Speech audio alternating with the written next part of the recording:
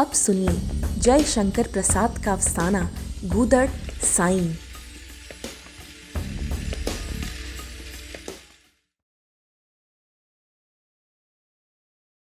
साईं, ओ साईं, एक लड़के ने पुकारा। साईं घूम पड़ा। उसने देखा कि 8 वर्ष का बालक उसे पुकार रहा है। आज कई दिन पर उस मोहल्ले में साईं दिखलाई पड़ा है। साईं वैरागी था।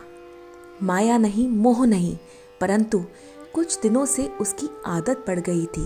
दोपहर को मोहन के घर जाता, अपने 2-3 गंदे गूदड़ यत्न से रखकर उन्हीं पर बैठ जाता और मोहन से बातें करता।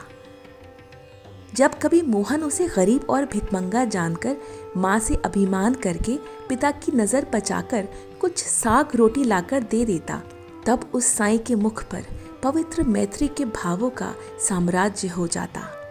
गूदड़ साईं उस समय 10 वर्ष के बालक के समान अभिमान, सराहना और उलाहना के आदान प्रदान के बाद उसे बड़े चाव से खा लेता।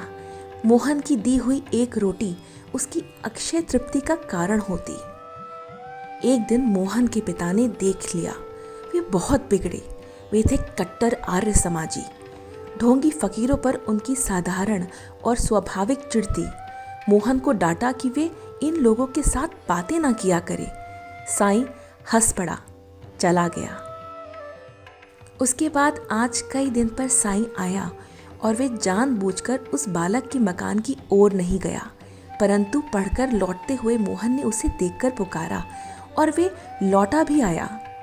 मोहन, तुम आजकल आते नहीं? तुम्हारे बाबा बिगड़ते थे। नहीं, तुम रोटी ले जाया करो। भूख नहीं लगती। अच्छा, कल जरूर आना, भूलना मत। इतने में एक दूसरा लड़का साईं का गूदड़ खींचकर भागा। गूदड़ लेने के लिए साईं उस लड़के के पीछे दौड़ा। मोहन खड़ा देखता रहा। साईं आंखों से ओझल हो गया। चौराहे तक दौड़ते दौड़ते साईं को ठोकर लगी। वे गिर पड़ा। सिर से खून बहने लगा। खिजाने के लिए जो लड़का उसका गूदड़ लेकर भागा था, वे डर से ठिठका रहा। दूसरी ओर से मोहन के पिता ने उसे पकड़ लिया। दूसरे हाथ से साईं को पकड़कर उठाया। नटखट लड़के के सिर पर चपत पड़ने लगी। साईं उठकर खड़ा हो गया। मत मारो, मत मारो, चोट लगती होगी, साईं ने कहा और लड़के को छुड़ाने लगा। मोहन के पिता ने साईं से पूछा, तब चीथड़ों के लिए दौड़ते क्यों थे? सिर फटने पर भी जिसको रुलाई नहीं आई थी, वे साईं लड़के को रोता देखकर रोने लगा।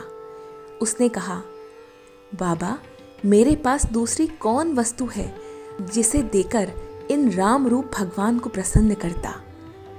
तो क्या तुम इसीलिए गूदड़ रखते हो?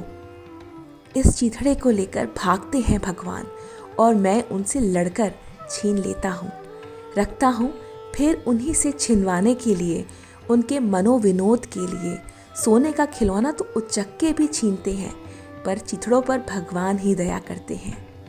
इतना कहकर बालक का मुंह पोंछते हुए, मित्र के समान गलबाही डालते हुए साईं चला गया।